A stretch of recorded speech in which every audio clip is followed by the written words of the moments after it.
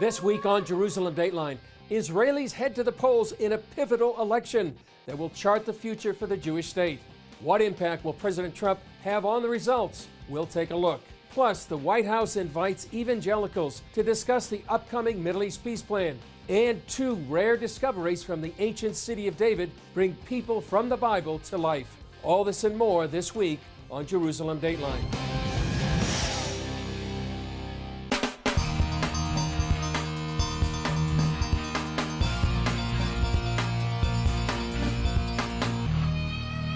Hello and welcome to this edition of Jerusalem Dateline. I'm Chris Mitchell. The political fate of Israeli Prime Minister Benjamin Netanyahu hangs in the balance. On April 9th, Israeli voters go to the polls to decide between Netanyahu's Likud party and a new coalition that's determined to defeat him. John Wagi brings us that story. Depending on which poll you believe, Netanyahu's party is running a little ahead of or a little behind the new Blue and White Party. It's a coalition led by political newcomer Benny Gantz, former chief of the Israeli Defense Forces. In fact, the Blue and White Party is a notable collection of military and secular leaders. Many of them once served with Netanyahu, but now are his bitter political rivals. They see the pending indictment of the prime minister as an opportunity to replace him. Israel's Attorney General announced his intention to indict Netanyahu just weeks before the election. Since then, Likud has risen in the polls. Knesset Speaker Yuli Edelstein is Likud's second in command. He often fields media questions about the pending indictment. You have to remind us that indictment happens in court. And before that, according to the very old rule, everyone's innocent till proven guilty. And that's the situation of the prime minister right now. Pollster Mitchell Barak says even a week before the vote, it doesn't feel like the campaign has started. You know, there's been a lot of mudslinging back and forth, but if you walk around Jerusalem or Tel Aviv or anywhere else, you don't see signs on people's balcony, you don't see signs in their window. Netanyahu has reaped the benefits of his close relationship with President Trump and the visit of Brazilian President Jair Bolsonaro to Israel. Barak recently took an in-depth survey of Israelis and found their support for Trump has skyrocketed to 73%. Trump has fulfilled a dream basket of Israeli wishes, from moving the U.S. Embassy to Jerusalem, to recognizing the Golan as part of Israel, to cracking down on Iran and Palestinian terrorists. So Israelis really, to a certain extent, see that there's a Likudnik, if you will, a Likud person in the White House, and they see that Netanyahu is very, very close with President Trump. Israelis will decide April 9th whether those close U.S. ties will be enough to put Netanyahu over the top. Experts say many, if not most voters, won't even decide until the final 4 days. John Wagi, CBN News, Jerusalem. To talk more about this important election, CBN senior editor John Wagi and CBN Middle East correspondent Julie Stahl join me in our studio. John, Julie, great to be with you. Talk about these important elections. John, you've been covering Israeli elections since 1996. What's unique about this election? Well, I think each one is different. And, just 4 years ago in 2015, the polls looked like Bibi was headed for real trouble. The center left, led by Isaac Herzog, was quite a ways ahead, and one of them showed Likud getting 18 seats. They ended up getting 29 or 30 on election night. So it was a stunning victory for Netanyahu. This one looks more like the polls favor the right, generally speaking, but where will Likud fit in that, and will Netanyahu be asked to form a government? And that's probably going to be determined by about 15% of the voters who are undecided. Mm-hmm. It's been a very low-key election this year compared to others, partly because I think the cold weather, but also because Israelis just haven't been motivated to vote. There's a lot of complacency. Right. And I think that may change over the next few days as we lead into the election. Yeah, Julie, can you explain to people aren't necessarily voting for a prime minister like Benjamin Netanyahu, Benny Gantz, but they're voting for a party. And can you explain that dynamic to people? Yeah, right. So people, they vote for the parties. And we have, I think, 47 parties running this time. Maybe 43 will actually make it to the polls. Most of them, probably most people have never heard of. But the idea is that you vote for the party, and then the leader of the party who gets the most seats and can actually form a coalition out of the other parties he becomes the prime minister. So right now the battle is kind of between the right and the left, more than between Netanyahu and Gantz. Right. And then President Rivlin, after the elections, will decide which leader, which party is going to form a coalition government. Right. John, what are the special dynamics of this election? We're just a few days away from it. Well, it's really, in a large measure, all about Netanyahu. People know about the problems with his potential indictment from the Attorney General, which won't happen for months more. And it looks like voters are right now maybe saying we're going to go with Netanyahu anyway. We think that there might be too much prosecutorial kind of advantage that's happened in Israel, and they like the job he's done as prime minister. I mean, President Trump, Mike Pompeo's been here. He just went to Moscow to visit Putin. He's been on a diplomatic whirlwind, and the benefits that have come to Israel from that have been really astounding. I mean, the move of the embassy under President Trump, the recognition of the Golan Heights, these are all things that benefit Netanyahu, that the closeness of his relationship with Washington, and I don't think people want to overturn that. So it'll be interesting to see if they punish Netanyahu for being in office for 10 years and they're tired of him and they don't like the indictments, or whether they say, listen, the guy's doing a good job and we're gonna put him back in office. Yeah, Julie, we just have about a minute left. There's about 15% of the people still undecided. What are you hearing from Israelis about what they're gonna when they go to the polls? I think a lot of people are still undecided. A lot of people are like, I just don't know who to vote for. Yeah, I usually vote for Netanyahu, but I don't know. So I think, though, like John mentioned, I don't think the indictment is really going against him so much. I think it's more fatigue of him having been in office for 10 years, and some people are saying, no, we need to try something new. Other people are, I mean, he's clearly the person who has the most experience, who has the leader image. Gantz, he was an army chief, but that's not politics, as we heard earlier this week. Yeah, exactly. He doesn't have the political experience. Well, it'll be fascinating to see how things turn out, and we'll be down there in Likud headquarters to see the election's results. John, Julie, thanks a lot.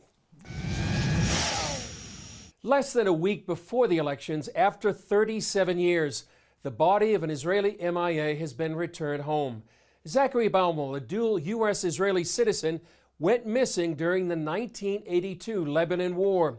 Baumel was one of 3 Israelis missing from the Battle of Sultan Yaqub, fought between Israel and Syria. The other 2 are still missing. I remember Yonah, Zachary's father, well. I remember his pain when he spoke about his son, his yearnings, his longings. He traveled the entire world to track any piece of information on his missing son. Many times Yonah told me in tears that he had one wish, to find Zachary before he himself passed away. Unfortunately, Yonah passed away a decade ago, and he didn't live to be with us in this moving moment. Born in Brooklyn, New York, Baumel had immigrated to Israel and served in the IDF. In his last communication with his family, he wrote, "Don't worry, everything's okay, but it seems I will not be coming home anytime soon." Well, one of the first things a new Israeli government will have to deal with is the rollout of President Trump's peace plan. And evangelicals are joining Trump on the front lines as he crafts his plan for peace in the Middle East. While faith leaders are urging the White House to support Israel, they also call for help and prayer for the Palestinians.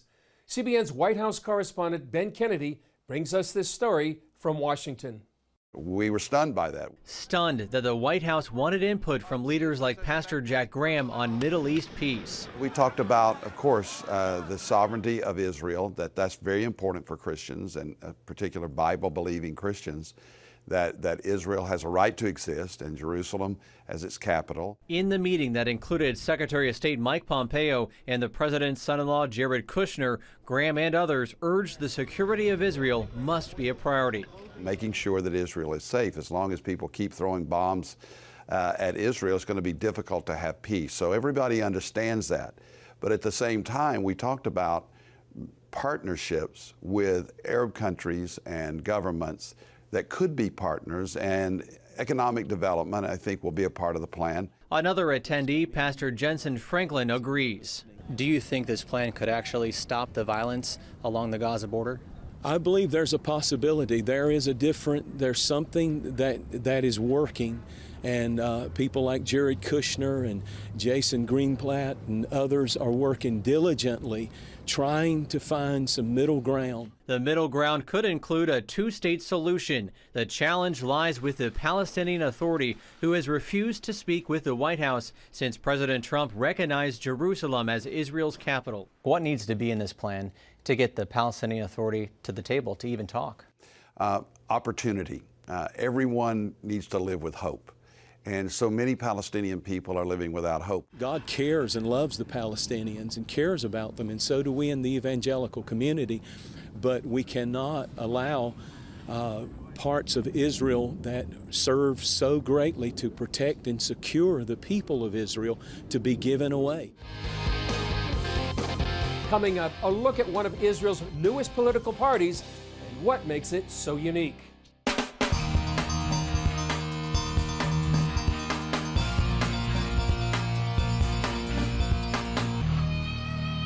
One of the parties running in this year's election is called the Bible Bloc Party. I spoke with its founder, Avi Lipkin, in our studio. Well, Avi, thanks for joining us here on Jerusalem Dateline. Thanks for having me again. So you have a new party called the Bible Bloc Party. Tell us what that is. Okay, well, firstly, the name in Hebrew is Gush HaTanachi. Now, in Hebrew, there is no word for Bible. We have the Tanakh, which is the Old Testament, and then we have the Brit Chadashah, which is the New Testament. I came to a conclusion. I've been in this country 50 years.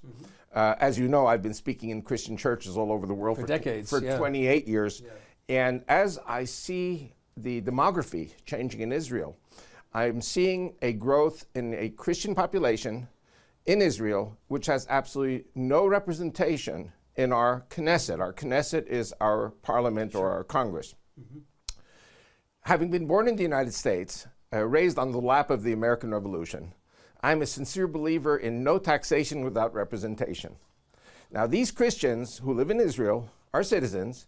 They pay taxes, they vote, they serve in the army, they're married to us, and they have no representation. And as also a believer in Judeo-Christian Western civilization and democracy values, I would like to bring that kind of thinking to Israel, the thinking that made America great, at least until the last few decades.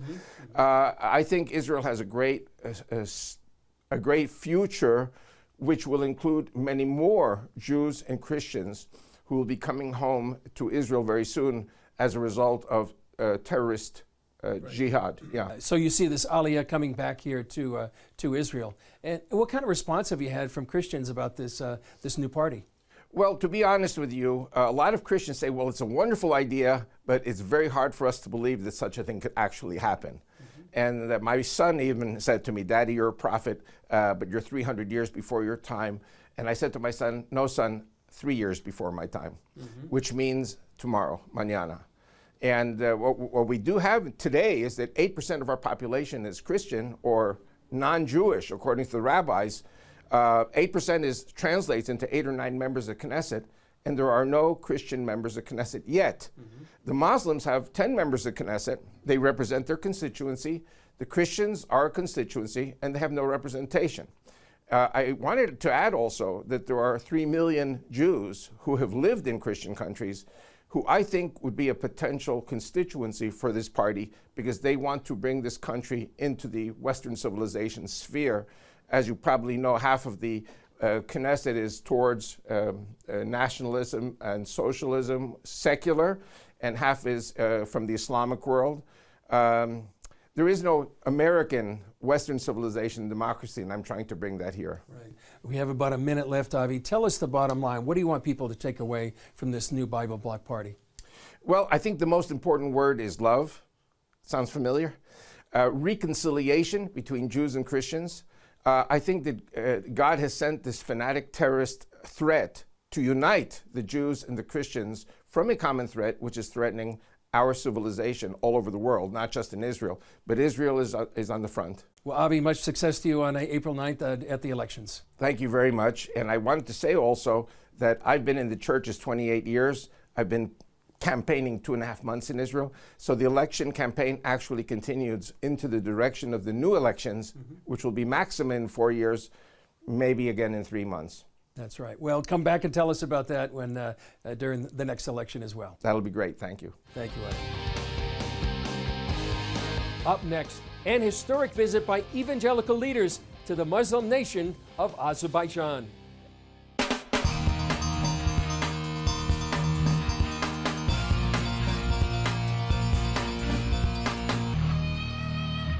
The Shiite Muslim majority country of Azerbaijan recently invited more than a dozen evangelical pastors on an official visit to the nation. But why would the president be interested in evangelical Christians? CBN Middle East correspondent Julie Stahl takes a look. Azerbaijan is located on the Caspian Sea, bounded on the north by Russia and the south by Iran. But this former Soviet republic, where Shiite and Sunni Muslims intermarry and Christians and Jews live freely, believes that tolerance is the way to go. Dialogue is very important during this time because in different parts of the world, we are witnessing lots of conflicts and wars, which makes it necessary for establishing dialogue. Government Minister Mubaraz Gurbanli hosted the group of 15 evangelical leaders and a rabbi. We are part of the Muslim countries, but despite this fact, we are also home for 3 different religions. That's the importance of this event. Gurbanli told CBN News his country is leading this dialogue because of its history. Azerbaijan hosted many religions over the centuries, including Judaism and Christianity, before Islam arrived 800 years ago. That's why history gives us a good opportunity to bring up the ideas of tolerance and mutual understanding. It started when Azeri President Ilham Aliyev invited American Rabbi Mark Schneier to bring evangelical leaders to his country. Schneier, who has been working to improve Jewish-Muslim relations for 15 years, teamed up with Robert Stearns to create a better understanding between Christians and Muslims. Going to Azerbaijan was the natural first step. There are 57 Muslim nations. Azerbaijan has led the effort in terms of presenting a more progressive, a more centrist, a more inclusive, a more welcoming Islam that is supportive of the State of Israel. I believe it's an extraordinary moment in the kingdom of God where God is moving behind the scenes in ways that we can't imagine. The group met in Baku, the capital of Azerbaijan.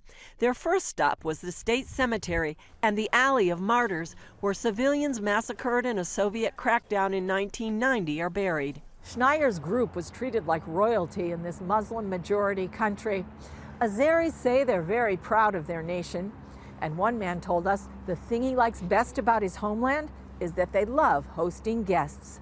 The Grand Mufti of the Caucasus region told the group establishing relationships is not based on religion, but on common humanity. He later hosted the group for dinner at his palace. What really has surprised me the most is the level of communication, relationship, and it seems like genuine friendship between the various major faiths that are in this country. You just don't see that. Even in the United States, we seem to have a lot of intolerance right now. It's one of the places that I think are really leading the way by example of what coexistence and cultural harmony, but also religious tolerance looks like. Schneier said he believes this is a first step toward reconciliation between Muslims and evangelicals. Stearns called it an opportunity for the kingdom. This could be a moment of wonderful blessing for Azerbaijan, so I'm inviting the church, the Christian church worldwide, to pray with me that this is an hour for the glory of the Lord to come to this nation. Julie Stahl, CBN News, Baku, Azerbaijan. Still ahead, new discoveries from King David's capital bring people from the Bible to life.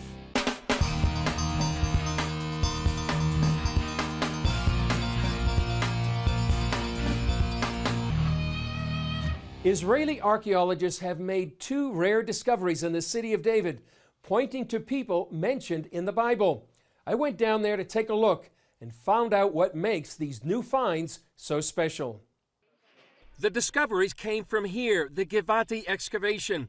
It's part of the ancient city of David, where King David set up his capital 3,000 years ago. Israeli archaeologists made the discoveries in this structure, where they found evidence of a big fire they believe dates back to 586 BC, when the Babylonians destroyed Jerusalem. Here you can still see the ash from the fire.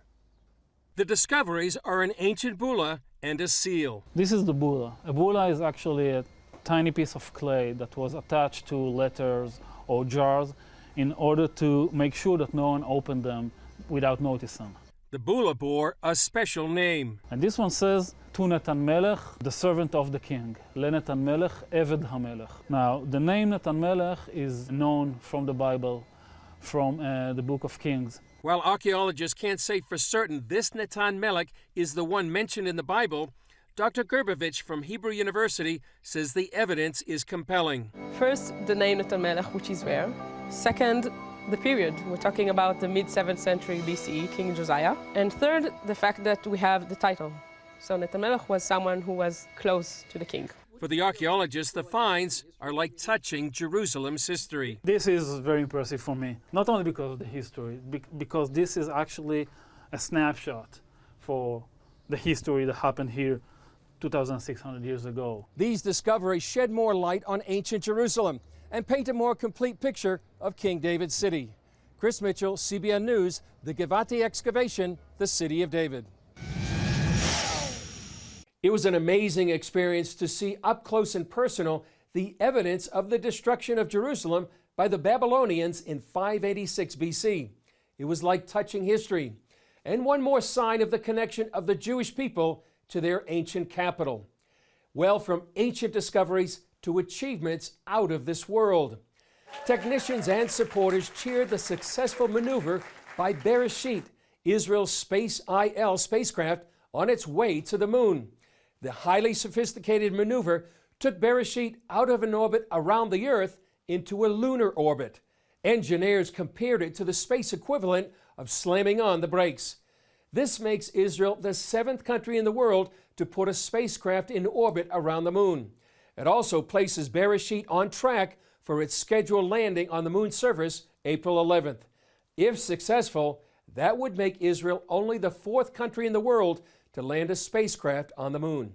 What an achievement for a country of only 8 million. Well, that's all for this edition. Thanks for joining us. Remember, you can follow us on Facebook, Twitter, Instagram, and YouTube. I'm Chris Mitchell. We'll see you next time on Jerusalem Dateline.